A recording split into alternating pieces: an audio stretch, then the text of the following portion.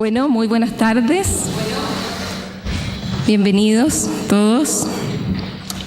Vamos a dar inicio a este ciclo de conversación en torno a la retrospectiva de Sergio Larraín, que es una actividad que organiza la Universidad Alberto Hurtado a través de su Departamento de Arte. Quiero hacer algunos agradecimientos antes de comenzar, en particular a los organizadores de esta muestra, a Verónica y Luis, por habernos invitado a participar en esta actividad. Quiero agradecer muy especialmente la calidad de esa colaboración, que fue muy precisa y cuidadosa en todas sus fases. Quiero agradecer también a Añesir, la curadora de esta muestra, que hoy día nos acompaña, al museo por el espacio, desde luego, y también a nuestra área de extensión, a la área de extensión de la universidad, especialmente a Bárbara Pifre, que hizo el conjunto de coordinaciones que hacen posible que estemos en esto. Es la primera vez, como ustedes saben, que se exhibe en Chile una muestra tan completa de la obra de Larraín, lo que es desde luego un acontecimiento por sí mismo. Y como departamento de arte de una universidad que además se ocupa del campo de las humanidades, nos ha resultado absolutamente relevante apoyar la recepción de esta muestra en Chile. Y hemos querido hacerlo considerando una mirada múltiple que procede de los distintos campos de pensamiento y de acción que están comprometidos en nuestro trabajo universitario. A Larraín lo reconocemos desde luego y en primer lugar como un artista, como un fotógrafo que pensó muy intensamente la condición y el medio fotográfico, pero también lo reconocemos como un sujeto que pensó ampliamente su mundo, que integró varias sensibilidades y registros, ¿no? Que van, yo diría, sin contraponerse ni generar mayores tensiones de lo poético, estético, a lo documental y en algunos casos incluso hasta lo etnográfico, como vamos a conversarlo hoy día. Como muchos saben, la historia de Larraín se conecta con la de la prestigiosa agencia Magnum, cuyo surgimiento en la posguerra revolucionó muy dramáticamente, digamos, los modos de hacer registro fotográfico, hizo entrar con mucha fuerza a este terreno las prácticas y los enfoques de autor, e hizo posible también con ello que crecieran los lugares desde donde comenzó a enunciarse fotográficamente una imagen de la realidad y de los sucesos históricos. Como los principales precursores de esa agencia, que desde luego son figuras prominentes de la fotografía internacional, Larraín propuso con sus imágenes un relato del siglo XX, yo diría hecho de pequeños relatos, de microrelatos, no pormenores, prefigurados en muchos territorios y entornos humanos que él recorrió, y que construyó, yo diría, en una clave estética, desarmando encuadres convencionales y desterrando sistemáticamente los lugares comunes. Entonces, de esta mirada amplia de la historia, de la actualidad, de la memoria, de las ciudades y las comunidades, de esta mirada que fue, yo diría, un reencuadre crítico de dimensiones de la modernidad y de sus derivas más contemporáneas, vamos a estar hablando a lo largo de este ciclo, que desde luego no tiene otro afán que el hecho de que todos nosotros podamos hacer una mejor recepción de esta maravillosa muestra que alberga hoy día, desde ayer, el museo. Vamos a inaugurar este ciclo escuchando a la curadora de la muestra, Añesir. Ella fue directora artística de la agencia Magnum y dirige actualmente la Fundación Cartier-Bresson en París. Añez, según entiendo, encontró los archivos de Sergio Larraín en Magnum, lo que la llevó a iniciar con él un diálogo, una conversación fundamentalmente epistolar, entiendo, que culmina con esta muestra que se exhibió antes de llegar aquí en Francia y con el precioso libro que la acompaña. Añez va a conversar hoy día para iniciar nuestro ciclo con Luis Weinstein, fotógrafo, organizador de esta muestra, a quienes dejo aquí a continuación. Muchas gracias.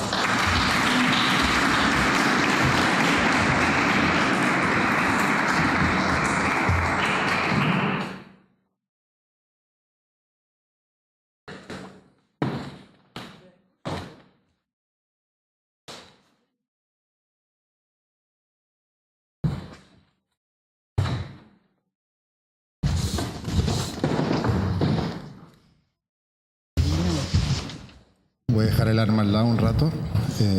Buenas tardes, gracias por acompañarnos. Estamos muy contentos de esta situación, de poder tener, además de la tremenda muestra que está en la Sala Mata aquí bajo nosotros, poder tener un evento de esta envergadura. Para nosotros, correspondiendo a lo que decía Ana María, también ha sido una gratísima sorpresa poder contar con socios con los cuales tenemos tan buena llegada, en la cual hemos tenido un ejercicio de confianzas mutuas que, como muchas veces ocurre justamente cuando uno tiene confianza en la gente, se producen efectos beneficiosos para todos. Y me parece que el resultado de este seminario es parte de eso y un ejercicio que esperamos que se siga manteniendo en el tiempo.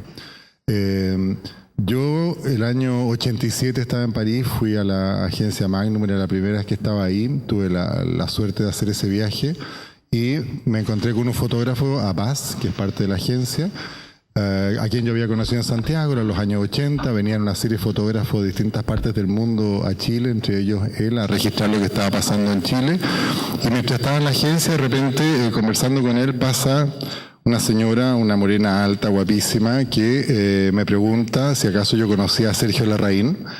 Le dije que bueno, que sabía quién era, pero que en realidad no conocía, así que acaso tenía algún contacto con él. Le dije no, entonces bueno, muy amablemente se despidió y esa era Agnès Cyr, a quien me encontré después, voilà, a quien me encontré ahora, mientras estábamos organizando esta exposición, con gran placer, viendo que efectivamente este enorme interés que ella había tenido en nuestro gran fotógrafo se había mantenido a lo largo de los años, y la verdad es que para nosotros es un orgullo tenerla aquí, porque efectivamente gracias a esta pasión que ella ha tenido por mostrar la obra de don Sergio, nosotros tenemos ahora la posibilidad de encontrarnos con esto. Si no, yo creo que habría seguido siendo el secreto mejor guardado de nuestra fotografía.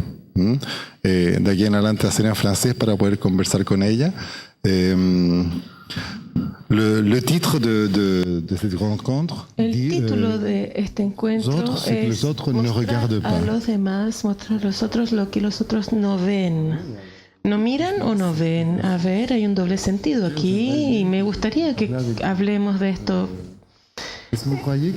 ¿Crees que efectivamente Larraín vio lo que los otros no veían o no miraban?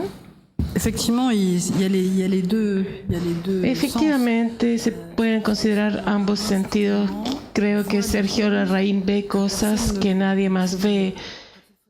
Cuando fotografía a nivel del piso los zapatos de un caballero que va subiendo una vereda con el fondo un perro, estamos situándonos a 1,60 m o 70 centímetros del piso según el tamaño de uno. Él ve a nivel del piso cosas que nadie más ve, que nadie más puede ver. Pero efectivamente el otro sentido de la palabra muestra cosas que la gente no mira, y a lo mejor los niños abandonados de Santiago A menudo lo escuché decir, nadie los quería ver, formaban parte del fondo y la gente prefería olvidarlos. Él no solo los miraba, sino que se siente que era muy cómplice, muy presente y muy partícipe de sus juegos y de sus carreras, y eso se ve muy bien en la película que se muestra en la exposición. Efectivamente, en todas las sociedades hay cosas que no se quieren ver ni mirar. Y no sé si podemos hablar de valentía, porque seguramente para él fue una etapa en la manera de abandonar su familia burguesa e interesarse por otra cosa. Y para él era como un salvavidas ir a trabajar con los niños, y de repente afirmaba su diferencia. Pienso que es seguro que él ve cosas que no ven los demás, pero también mira cosas que los demás no quieren mirar. Y tiene cierta distancia desde el punto de vista de la foto. Hablábamos hace un rato de que en realidad trabaja con los niños, pero no trabaja desde el punto de vista de un reportaje. No es el contexto lo que él trae, sino algo muy íntimo con ellos. Sabemos que esto ocurre en Chile, pero no es necesariamente lo que quiere mostrar en la foto. Claro, no hacía eso pensando voy a hacer un reportaje para venderle a una revista de gran publicación. Él hizo eso como a los 25, 24 años.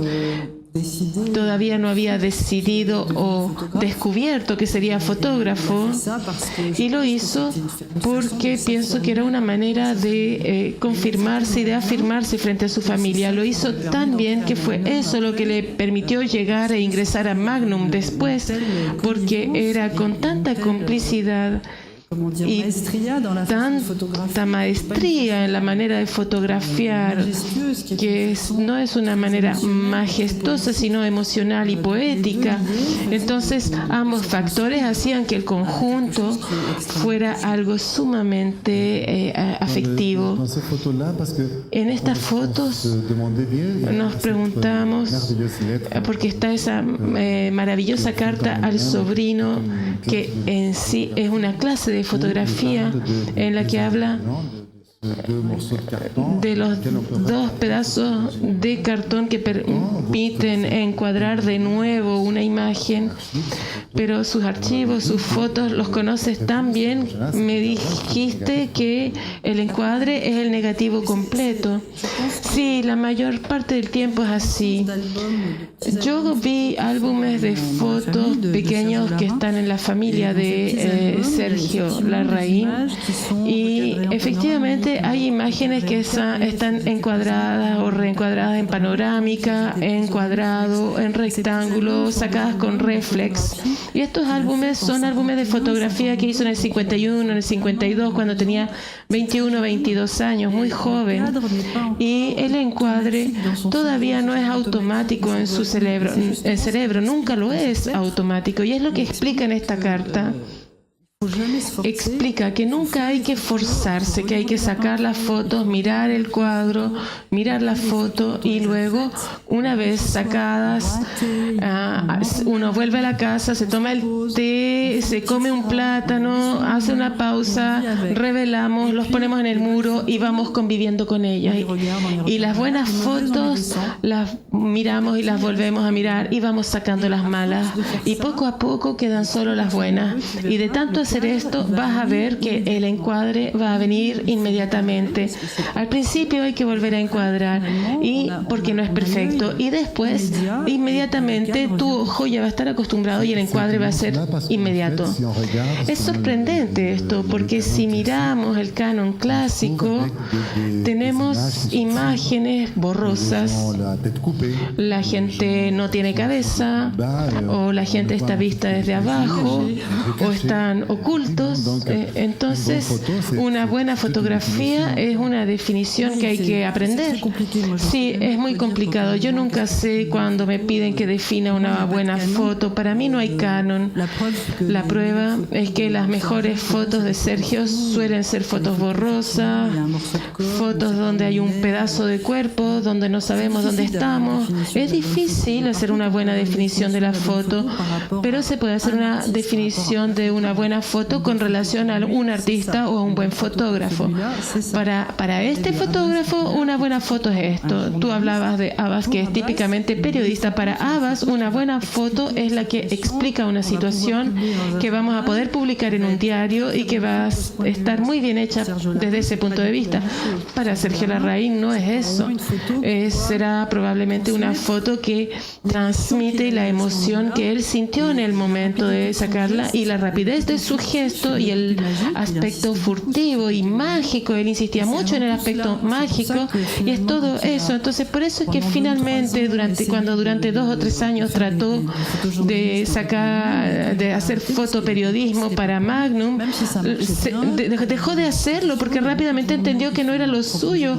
Aunque haya mucho de este material propuesto en las vitrinas, sus reportajes se publicaron en 5 o 6 soportes internacionales, funcionaba bien el resultado, pero a él le aburría y no le interesaba, y que para él la fotografía no era eso.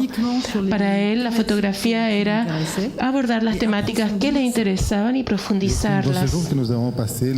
Y en estos días que hemos pasado en un ambiente Larraín, diría yo, a menudo hablamos de esta idea de la poesía y justamente de esta diferencia que podría haber entre el reportaje para ir a la vía de la poesía, alejándose de cierta manera ya desde esa época de algo que era clásico para tomar otra vía. ¿Ves la idea de la poesía en esta obra? Por supuesto, siempre temo a esa palabra que es como demasiado usada. Sí, es poético. Bueno, la fuerza del trabajo de Larraín es que hay ambas cosas. Cuando uno mira el conjunto de fotografías de Valparaíso, hay fotos abstractas, una mano en una baranda. Toma cierto tiempo entender lo que se está viendo. Y después una imagen del puerto muy bien sacada, muy clara, al caer la noche, con gente que baja. Y ahí está súper claro. Y pienso que si hubiera solo fotos borrosas o solo fotos difíciles de interpretar, no daría el mismo resultado. Tiene que haber ambas cosas. Tiene que estar la presencia del lugar, porque es importante, porque si no, caeríamos en lo que hizo al final de su vida en los Satori, que no sabemos dónde estamos en su mesa, pero su gran obra, que es el conjunto de Valparaíso, y es fuerte justamente por todo esto. Él forma parte de esto, está en los bares, está en el puerto, está en las calles, muestra fragmentos de paredes, fragmentos de veredas, gatos que tapan la vista, perros como cowboy solitario, niñas de los bares, chicas de los bares, y al mismo tiempo esas formas que están ahí para puntuar, para ir marcando y darle ritmo a todo esto. Y hay este libro magnífico que acabas de hacer con Barral, y quiero decirles a todos, por favor, traten de conseguírselo. Es una perla, es algo que hay que tener verdaderamente para entender no solo a Sergio Larraín, sino también lo que es ser fotógrafo, y algo que tiene mucha relación con nuestro patrimonio y nuestra fotografía. En este libro se ve su primera exposición que se hizo en este museo, y que era de fotos bastante abstractas. Entonces hay como un ciclo que empieza ahí y que después vuelve a la abstracción. Esta exposición se hizo en el 58, cuando tenía 27 años. Es una exposición que compartió con Sheila Hicks, norteamericana, que era alumna de su padre y que debía tener la edad de Sergio Larraín. Ella pintaba y también hacía tapicería, y cuando se les propuso exponer juntos, pienso que En un primer tiempo, Larraín no se consideraba periodista, había hecho pocos reportajes, pero sí había sacado muchas fotografías de piedras en la playa, había estado en la casa de Isla Negra de Neruda y le había sacado fotos a las rocas. Pudimos reproducir algunos artículos en esa exposición y algunas fotografías, y vemos que había presentado tirajes de 2 metros por 3 o 2 metros por 2 metros 50, que son detalles de piedras. Y pudimos encontrar en sus planchas de contacto las piedras que pusimos en la parte documental del libro frente a la fotografía de la exposición. Era interesante ver que en el 58, que era el gran periodo del fotoreportaje, cuando le propusieron una exposición aquí, optó por mostrar materias y no cosas que están más cercanas de la poesía. Y es exactamente lo que hará al final, pero no de manera monumental, sino con tirajes de 15 centímetros. Y pienso con un tal recorrido por la fotografía, para usted no fue fácil preparar una exposición de 150 y tantas imágenes.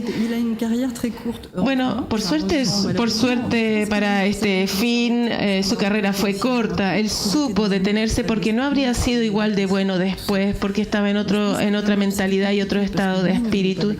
Era complicado porque él no quería exposiciones. Empezamos a hacerlo, mostramos Valparaíso en Arles, también hicimos una exposición sobre Londres, pero al ver que había cada vez más comunicación en torno a su trabajo, él pidió que los medios dejaran de molestarlo. Quería reflexionar más sobre salvar el planeta antes que mostrar todo lo que ya él había hecho, que era por puro ego. Entonces no había gran retrospectiva ni gran libro que recopilara toda la obra. Y se sabe que cuando se prepara una exposición o un libro, tenemos que tener un plazo final, tenemos que decir ya, vamos a publicar un libro en tal fecha, vamos a tener una exposición en tal fecha. Y él dijo, háganlo cuando esté muerto. Entonces era complicado saber cuándo se iba cuándo vamos a tener que ponernos a trabajar, y por eso tomó tanto tiempo. Y finalmente con Javier Barral trabajamos mucho en el libro sin saber si los íbamos a publicar, armábamos capítulos, los sacábamos, poníamos fotos, las sacábamos, hasta que el día que desgraciadamente murió, y eso nos dio la luz verde para ponernos a trabajar de verdad. Yo intercambié muchísimo de manera epístola acerca de la elección de las fotografías, porque en los años 80 Magnum empezó a digitalizar todo su fondo, y yo descubrí a Sergio Larraín porque había unas cajas de tiraje en las repisas, y así fue como lo descubrí. Ahora ya hay puro computador, entonces había que empezar a digitalizar, y a menudo en las cajas lo que quedaba eran las peores, porque estos tirajes se reproducían en la prensa, a menudo no se devolvían, entonces lo que quedaba no era lo menos bueno. Me preguntaron si yo me quería encargar de Sergio Larraín. Dije que por supuesto. Retomé todas las planchas contacto. Todavía había un laboratorio en esa época en la agencia, entonces yo hacía copias y se las mandaba, y él me decía sí, no, y así fue como llegamos a tener un conjunto bastante coherente de fotografías que él mismo había elegido y reconocido como suya, porque para mí no tenía ningún sentido elegir una foto que un fotógrafo no ha elegido. Eso para mí no tiene sentido. Una foto que existe es un clic en una foto, pero no tiene vida, no es digno. Entonces, por suerte, pudimos realizar este trabajo juntos, y no hay muchas fotos, a lo mejor 500 o 600 fueron digitalizadas. Digitalizamos, por supuesto, todo lo que es reportaje, todo lo que hizo hizo por encargo para la prensa, pero rápidamente supimos que teníamos que separar las cosas, que teníamos la parte noble, con las fotos que él reconocía como propias, y otra parte que sería muy ilustrada, en la que se podía indicar todo su recorrido con su vida, su matrimonio, sus hijos, publicaciones en la prensa, publicaciones en libros, etcétera. Esa estructura nos apareció como evidente bien rápido, y luego tuvimos que preguntarnos cómo comunicaba Larraín. Él escribía cartas. A veces escribía la misma carta para 10 personas, para salvar el planeta, etcétera, etcétera. Entonces también nos dijimos, tenemos que empezar por cartas para penetrar en el personaje, y entendimos que 250 cartas pueden ser aburridos, entonces seleccionamos unas 5 o 6 en papel diferente, y por supuesto que están traducidas al final, a menudo son ilegibles, y tratamos de elegir cartas de tipología diferente. La primera es una carta a su sobrino Donoso, en la que le explica cómo ser fotógrafo, y es algo maravilloso. Luego en una carta le pedí que me contara por qué se había hecho fotógrafo, también publicamos esa carta. En su historia también está su pasión por Cartier-Bresson, también publicamos 2 cartas que le mandó a Cartier-Bresson. En la primera le dice: estoy en Magnum, estoy contento, trato de hacer reportajes, pero es difícil. Y en la otra le dice: esto no es lo mío, voy a hacer otra cosa, voy a hacer lo que me gusta hacer, voy a ir a Valparaíso y trabajar sobre Valparaíso. Y en la última carta es la carta que le mandaba a miles de personas, que son consejos de meditación, con pequeños dibujitos, cómo instalarse en una pieza, mirar un triángulo, proteger el planeta, vivir de manera pobre, no utilizar los medios de transporte, etcétera, etcétera. Entonces hay una primera parte en el libro que es dedicada a la persona, y nos parecía más honesto empezar de esta manera.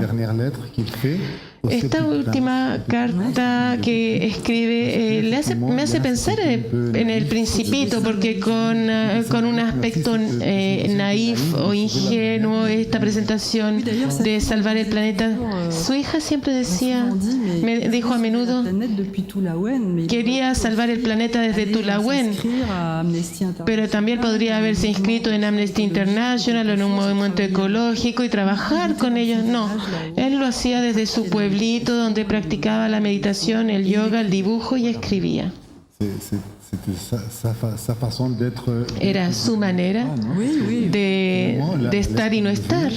La carta al sobrino data de 81-82, pero dice precisamente que hacer una exposición es como dar parte de uno a los demás, es algo bueno hacerlo.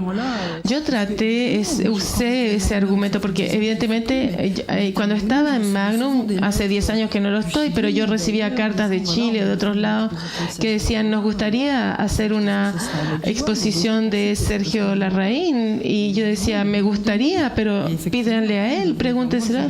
Y venían a verme y me decían: no quiere. Y eso era lo que nos impedía hacerlo.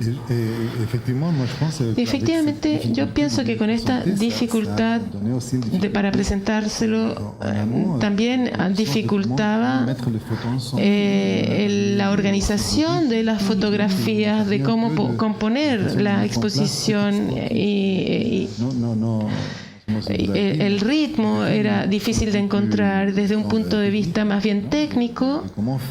¿Cómo hacer con este conjunto de imágenes maravillosas, ponerlas en un fondo que pueda ser visto por el gran público? Sí, fue el fruto de muchas reflexiones, más o menos la misma estructura que el libro finalmente. Es bastante cronológico, puesto que son conjuntos. En un momento está en Europa, en tal año, fotografía Italia, Inglaterra, en tal año, en Londres. Es difícil mezclar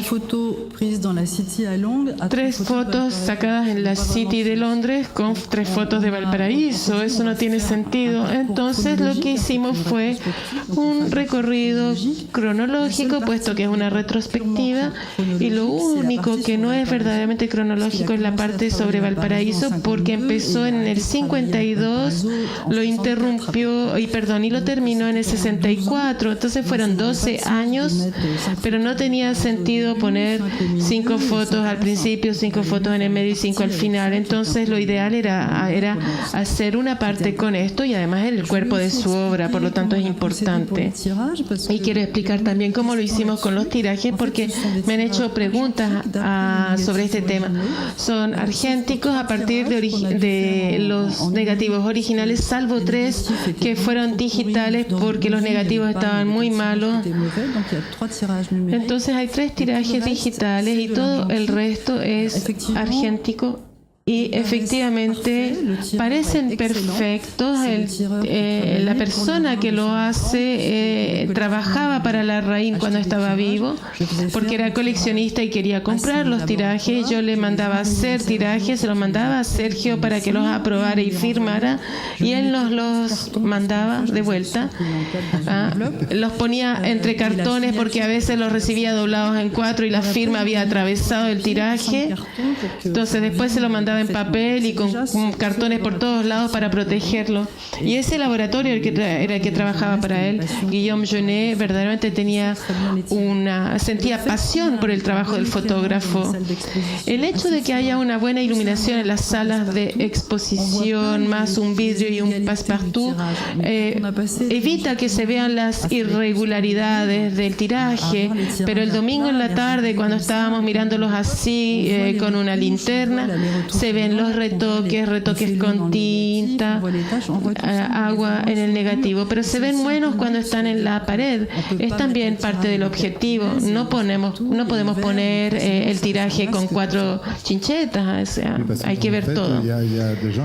Hay gente que dice que esto es una reversión que no va con lo que él quería hacer como imagen. No entendí eso.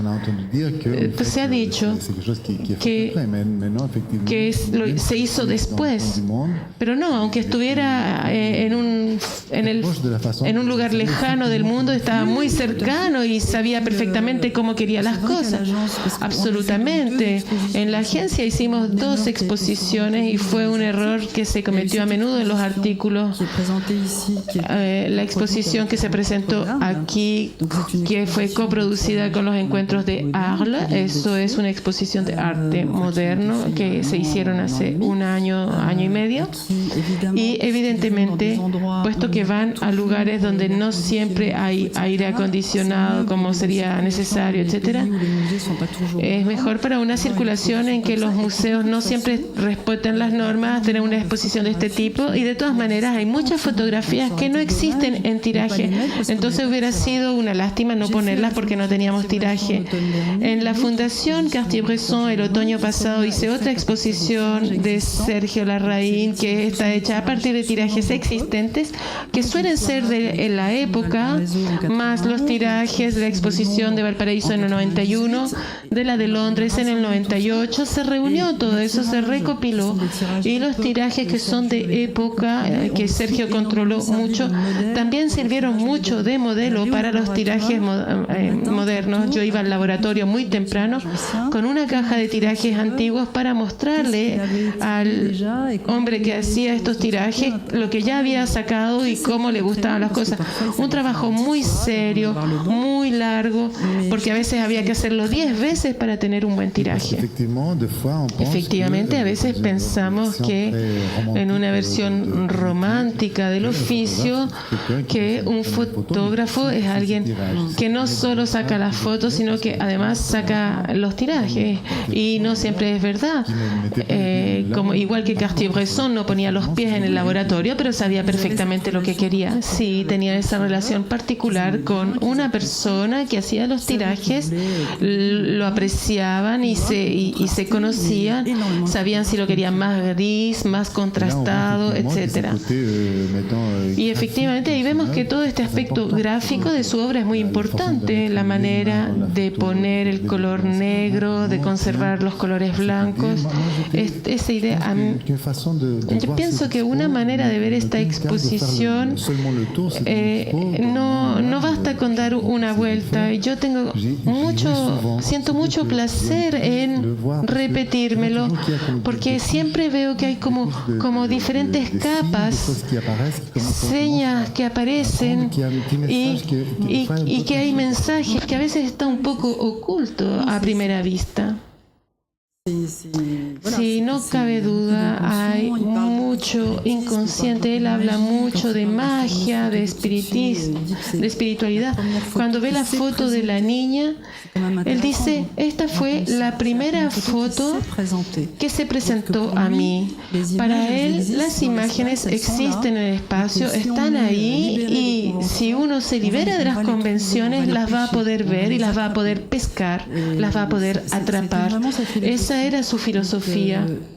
Y por eso hay muchas cosas que están ocultas detrás. Él liberó su espíritu, no hizo lo que había que hacer, no tomó un flash, no hizo esto o esto. Cartier-Bresson tenía muy bonita expresión. Él odiaba el flash y decía, uno no mueve el agua en la que quiere pescar. Y para él el flash hacía eso, movía el agua donde quería pescar. Usó el flash quizás cuando estuvo haciendo de reportero para la boda del Shah de Irán, pero no más. Unas 50 fotos por lo menos, sí. Efectivamente, vemos que esta manera, al mismo tiempo que hay una imagen tan personal, un enfoque tan personal, él también como que se borra, aparte de 2 o 3 fotos donde aparece su mano, su sombra, pero si no, no aparece en las fotos. Sí, se hace olvidar, no cabe duda. Es paradójico eso, porque se hace olvidar, es seguro, pero está totalmente presente. Es una doble cara con los niños. Los niños se olvidan que está la presencia de un fotógrafo y se mueven y viven normalmente delante de él, pero también juegan con él, y pienso que él jugó con los niños, se ve en la película. Uno se pregunta si no les pidió que cruzaran 2 veces con el perro, pero hay una complicidad. Sí, porque se siente la idea de que es como sujeto también en este sentido. Él trata de estar en ocupar ese lugar. Su recorrido como fotógrafo es muy importante, pero nombró a Cartier-Bresson, pero también le amaba mucho a otros fotógrafos. ¿Se puede decir que tenía mentores? Brassai, mucho. Pienso que su foto se parece más a la de Brassai que a la de Cartier-Bresson. Bill Brandt, y también es eso lo que lo decide a ir a Inglaterra. Bueno, tenía ganas de irse de su país, de alejarse, de ir a ver otra cosa, y pidió una beca al British Council que obtuvo, y para él Londres era poder ir a los parques de Bill Brandt. También le gustaba mucho Joseph Kudelka y fue muy cercano de Bill Brandt, ¿no? Es como un mito, y Kudelka está por todas partes con su saco de dormir. Sí,